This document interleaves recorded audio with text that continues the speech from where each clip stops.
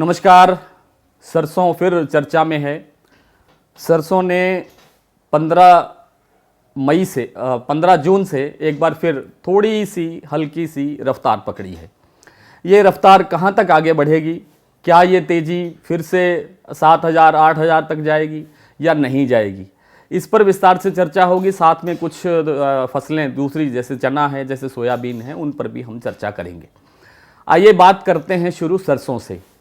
सरसों के बारे में अब इन दिनों में नई चर्चा जो है, वो नया सवाल जो है वो ये है कि ये भाव कब तक गिरेंगे। भाव जहाँ तक गिरने थे वहाँ तक गिर चुके, यानी ये 7,000 7,200 7,500 बिकने के बाद एक बार फिर 6,000 के घरों में लौट आई थी।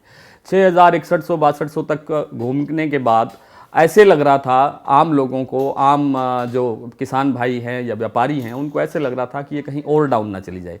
इस तरह के फ़ोन भी लगातार आ रहे थे कि ये कहाँ तक जा सकती है। तो अब कहने की ज़रूरत नहीं है, क्योंकि इसने एक बार फिर वापसी का रुख किया है। दरअसल हो क्या रहा है, होता क्या है कि सारा का सारा खेल डब्बे का है, जिसे आप सट्टा बाज़ार कहते हैं, वायदा बाज़ार कहते हैं। वायदा बाज़ार में जब से इस सरसों को रेड सिग्नल में रखा गया, तब से इसमें गिरावट शुरू हुई और आप पिछले यानी 24 घंटे में ये ग्रीन सिग्नल के अंदर आई है। ग्रीन सिग्नल में आने के बाद में ही इसमें आज ही से 200 रुपये के भाव में सुधार हो गया। जैसे आज सुबह भरतपुर का जो भाव है वो 6450 रुपये खुला, यानी पौने 200 रुपये से अधिक तेज़ी के साथ। इसी तरह से दूसरी मंडियों में भी 100 से लेकर के 200 रुपये की तेज़ी के साथ आज का भाव खुला है। अब सवाल है कि अब आगे क्या रहेगा। अब आगे क्या रहेगा, सबसे पहले ज़रूरी ये है, इस बात को समझना ज़रूरी है कि जब तक वायदा बाज़ार में NCDX के अंदर ये सिग्नल, ग्रीन सिग्नल 2 या 3 दिन कंटिन्यू नहीं रहता है, तो हम ये गारंटी नहीं ले सकते कि इसके भाव वास्तव में निरंतर बढ़ेंगे ही, आगे बढ़ेंगे ही। ये भाव कभी भी टूट भी सकते हैं। इस बात का बहुत ध्यान रखना ज़रूरी है। सावधान रहिएगा। NCDX पर अपने भाव देखते रहिए, सरसों को देखते रहिए कि सरसों रेड सिग्नल में तो नहीं चली जा रही है। जब तक ग्रीन सिग्नल में है तब तक इसके भाव में सुधार होता रहेगा। ये कब तक होगा, कहाँ तक होगा, इसके बारे में अभी स्पष्ट रूप से कुछ भी कहना कठिन है। इसके पीछे 2 कारण हैं। पहला कारण तो मैंने बता दिया आपको कि वायदा बाज़ार। दूसरा कारण ये है कि जब तक ये इसकी जो इंपोर्ट ड्यूटी है, जो खाद्य तेलों पर भारत सरकार इंपोर्ट ड्यूटी लगाती है, उस पर कोई निर्णय नहीं आता है। जैसे कि पिछले 1 महीने से अफवाहें चल रही है, र्यूमर चल रही हैं, आज घट जाएगी, कल घट जाएगी, परसों घट जाएगी, और उसी दहशत के अंदर सारा बाजार बैठ गया। कुछ तो पहले से लॉकडाउन चल रहा था। लॉकडाउन के अंदर ना बाजार था, ना व्यापार था, ना कामकाज था, ना खाना पीना था, ना बारात थी, ना बाजे थे, ना कुछ और था। तो बाजार कैसे बढ़ता?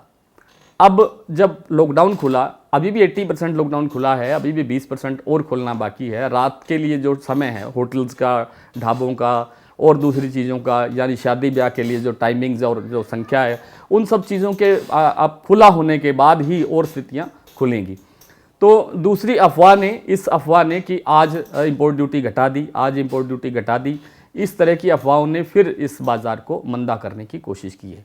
दूसरा जो सबसे बड़ा सवाल आ रहा है वो ये है कि अब अमेरिका एक फ़ैसला लेने जा रहा है। वो फ़ैसला क्या है? वो आज रात को फ़ैसला होने की संभावना है। मैं मंगलवार के दिन 15 जून को आपसे बात कर रहा हूं, और मुझे लगता है कि आज रात्रि में अमेरिका के अंदर एक मीटिंग होनी होगी, जिसमें ये फ़ैसला होगा कि सोयाबीन का जो उपयोग होता है, सोयाबीन के जो तेल का उपयोग बायोफ्यूल के अंदर होता है, वो अभी तक 43% हो रहा था। वो उसको रिड्यूस करने की बात हो रही है, उसको कम करने की बात हो रही है, उससे 13% पर लाने की बात हो रही है। अगर उसको 13% पर ले आते हैं, ये यानी बायोफ्यूल में सोया तेल की जो मिक्सिंग है वो सिर्फ 13% होगी, तो अपने आप सोयाबीन के तेल की और सोयाबीन की मांग घट जाएगी। वैसे भी ब्राज़ील के अंदर फसल आ चुकी है सोयाबीन की, और भारत के अंदर सोयाबीन की जो बिजाई है वो बहुत ज़बरदस्त हुई है और उम्मीद से कहीं ज़्यादा हुई है। रकबा 10% बढ़ने की संभावना बताई गई है। सोपा ने, जो एसोसिएशन है सोयाबीन आदि की, उसकी जो एसोसिएशन है, उसने बताया है कि 10% एरिया बढ़ सकता है। एरिया बढ़ेगा तो उत्पादन भी बढ़ेगा, उत्पादन बढ़ेगा तो भाव कमज़ोर होगा। तो इसलिए से ये 2-3 जो फैक्टर हैं, 2-3 जो मेन कारण हैं, यानी वायदा बाज़ार, दूसरा लॉकडाउन, और तीसरा ये अफवाहें इंपोर्ट ड्यूटी घटाने की और अमेरिका द्वारा फैसला लिए जाने की कि सोयाबीन की जो मिलावट है उसमें बायोफ्यूल में वो कितने % रहेगी। इन सब चीज़ों की जो र्यूमर्स जब तक चलती रहेंगी, उन पर कोई निश्चित फैसला नहीं होता, तब तक बाजार की सुधार की गुंजाइश नहीं होगी। जैसे कि मैं बात कर रहा था कि आपको दूसरी फसलों की बात भी करेंगे, तो सोयाबीन की बात मैं आपको साथ साथ बता ही चुका हूँ। रही बात चने की फसल के बारे में हम पहले भी कह चुके हैं कि चना काफ़ी कम फसल हुई है और काफ़ी इसकी डिमांड निकलने वाली है। लेकिन डिमांड निकलेगी कब? जब पूरा लॉकडाउन खुल जाएगा। पूरा लॉकडाउन खुल जाएगा, बाज़ार खुलेगा, सब तरह के व्यापार खुलेंगे और सब तरह की जो सामाजिक गतिविधियां हैं, आर्थिक गतिविधियां हैं और दूसरी गतिविधियां हैं वो शुरू होंगी, तो चने में डिमांड निकलनी चाहिए। लेकिन दिक्कत कहाँ आ सकती है? दिक्कत एक जगह आ सकती है कि दाल का आयात सरकार कितना करती है और किस किस तरह की दालों का आयात करती है। जैसे उड़द की दाल के लिए अभी कुछ देशों से समझौता हो रहा है कि तुअर की दाल के लिए समझौता हो रहा है, मसूर की दाल के लिए समझौता हो रहा है। इस तरह से जो दूसरी दालें अगर उपलब्ध होंगी, तो मैं ये नहीं कह रहा कि चने की दाल का भी आयात हो रहा है, क्योंकि जब आपको दूसरी दाल सस्ती दरों पे मिल जाएगी तो एक विकल्प के रूप में तो आपके पास खाने के लिए चीज़ है ही ना। तो इसलिए इसकी दाल के भाव पर भी असर पड़ सकता है। संभावना बहुत कम है।